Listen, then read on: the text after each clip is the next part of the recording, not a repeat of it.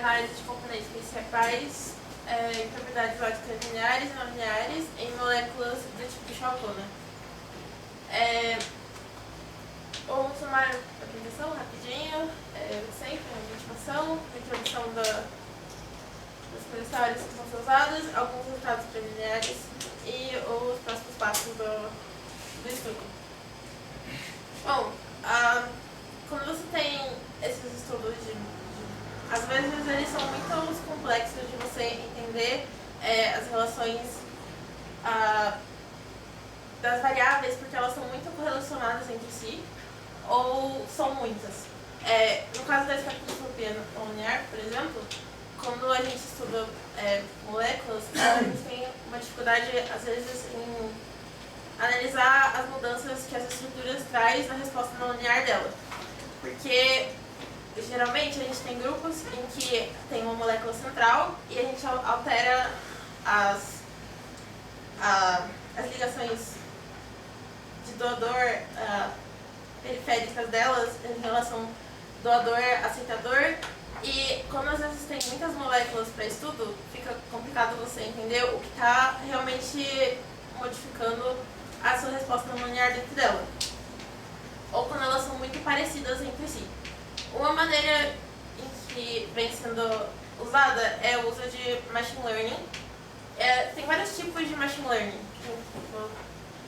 Por exemplo, os mais conhecidos como redes neurais, e que são os machine learning supervisados.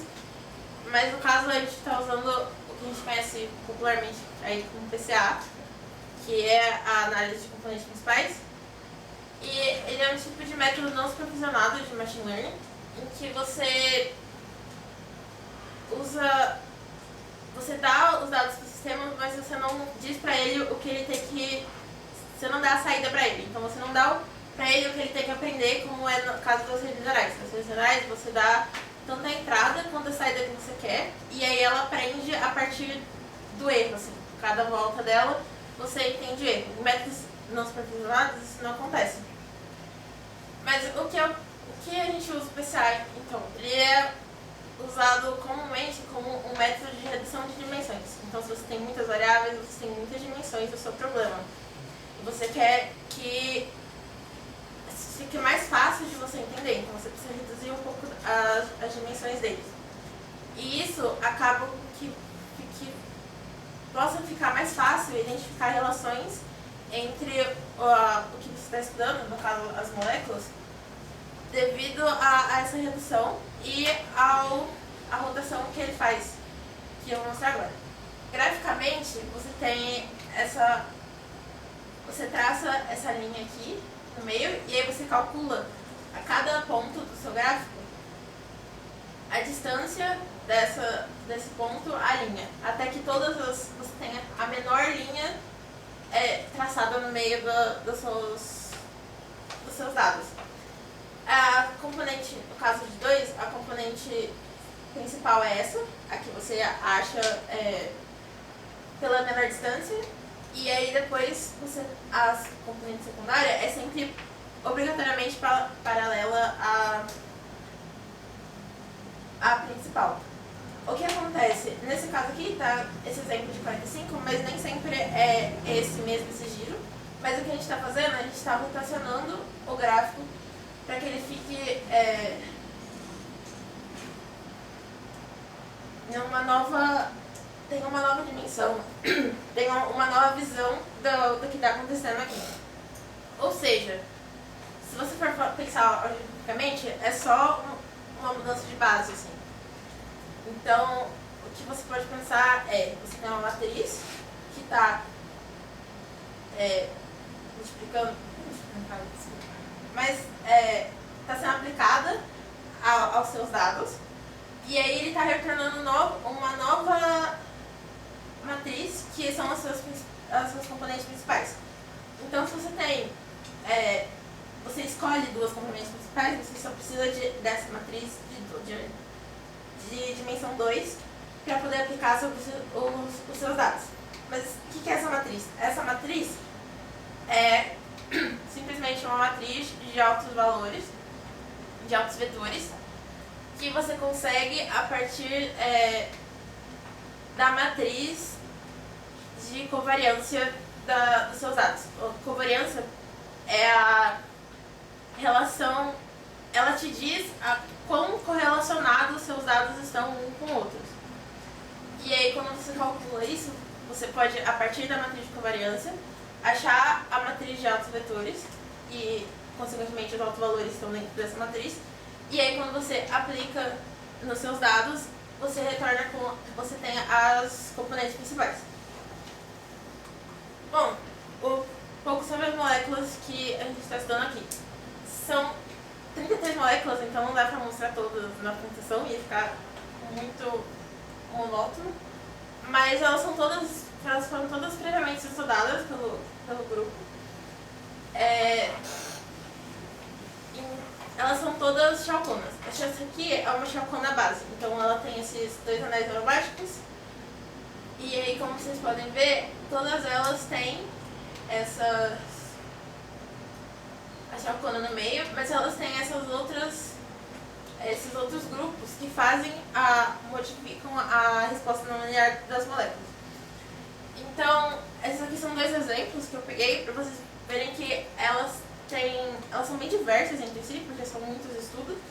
Então, tem vários tipos de simetria e de estrutura que a gente tem que considerar aqui.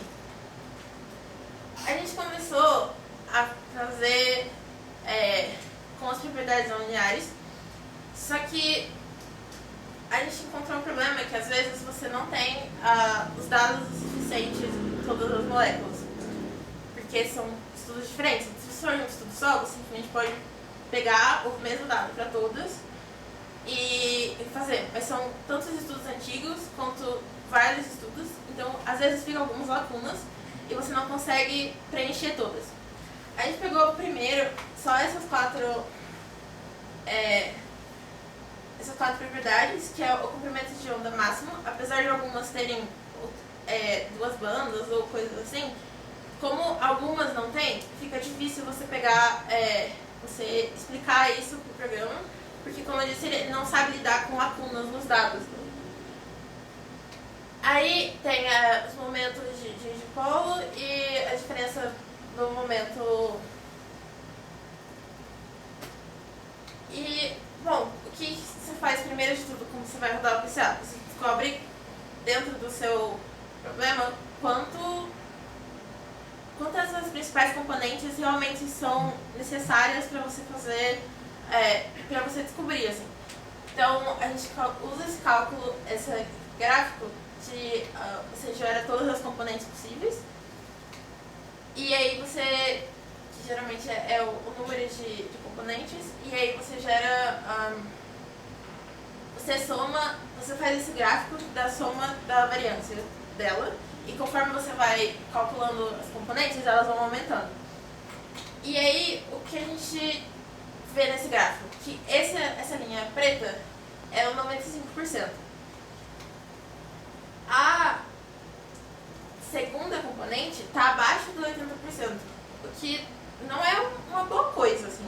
Se você quer realmente diminuir as dimensões, nesse caso você teria que pegar 3 e você tem 4 dimensões. Então, não é a melhor coisa que você pode fazer usando essas dimensões. Mas assim, se você fizer as análises de gráficos de score, que são esses gráficos, a projeção das moléculas nas componentes, você pode ver que elas não têm uma distinção muito do grupo, assim. A única coisa que você realmente pode tirar pelo gráfico é que a maioria delas é negativamente afetada pela componente principal 1.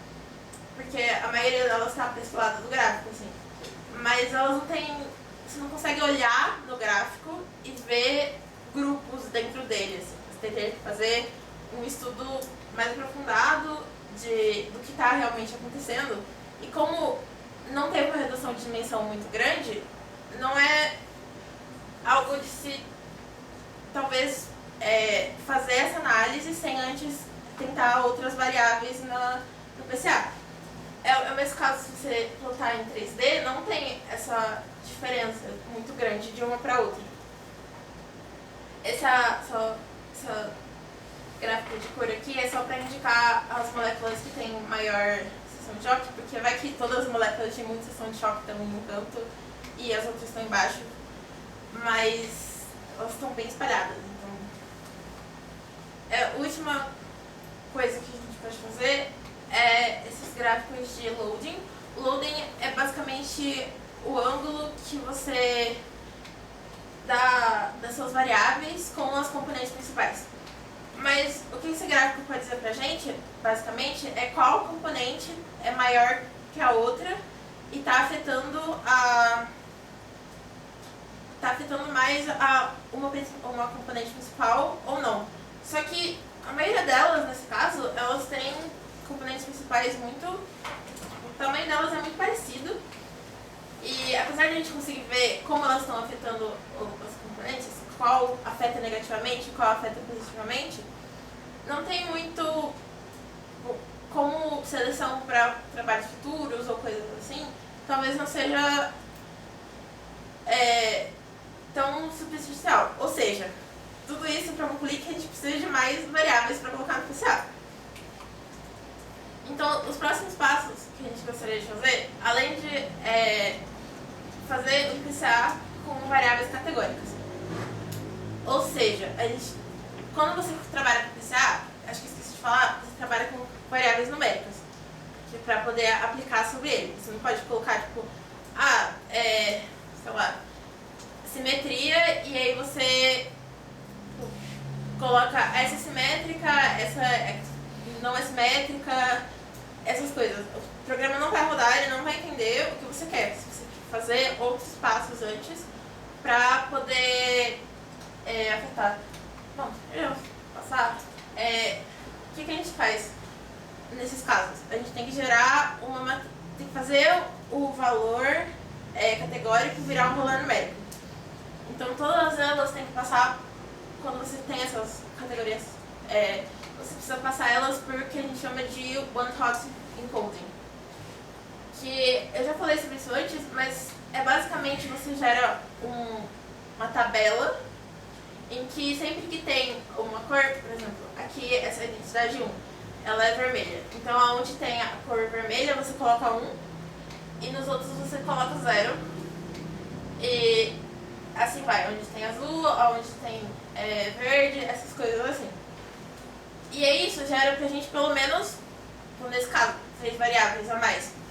Claro que precisa fazer algumas coisas antes, como tirar uma média e para poder balancear e o PCA realmente entender o que está acontecendo.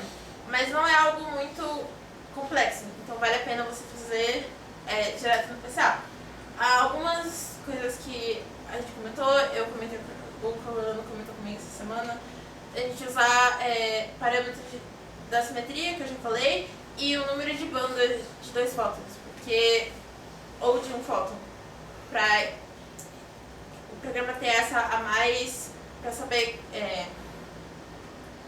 ele saber mais o que está realmente acontecendo no espectro da molécula do que só o comprimento de onda máximo. E, no caso, o solvente, eu tenho todos os solventes, mas a gente não sabe ainda se vai usar o solvente como maneira categórica ou como polarização. Então teria que fazer alguns testes. O próximo passo seria fazer o PCA com o espectro de 2 fótons. A gente tem... você pode tanto fazer em cima, e aí com os principais componentes você consegue reproduzir o espectro que você tinha tirado antes das moléculas. E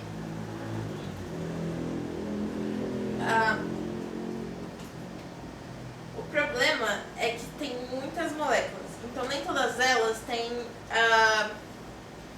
o espectro num range parecido. E você precisa, a tabela que você usa é tipo, como exemplo, você tem um comprimento de onda, sei lá, 480, e aí você coloca para todas as moléculas o valor delas em 480. Mas isso não é necessariamente possível, porque a gente está falando, como eu falei antes, de moléculas de estudos diferentes e moléculas de respostas diferentes. Então, talvez você sei lá, eu vou juntar elas e pegar todas elas numa faixa que eu sei que tem pra todas elas. Mas talvez eu corte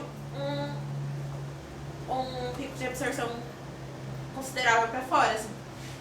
E aí seria alguns problemas a considerar e ver se isso diminuiria muito o número de moléculas que poderia ser usado para estudo. E por último, bem mais pra frente, a gente pensou em talvez aplicar métodos supervisionados, no caso de redes neurais. E aí uma boa coisa a se fazer seria utilizar os dados encontrados, o que a gente encontrou com o PCA de relação entre a absorção de 2 fótons e os parâmetros fotofísicos das moléculas, para entender quais entradas seriam boas para a rede neural entender o que está acontecendo na absorção de 2 fótons das moléculas e poder prever a resposta ótica não lineares de novas moléculas para estudos, para ficar mais fácil na seleção de moléculas que sejam boas para estudo ou não.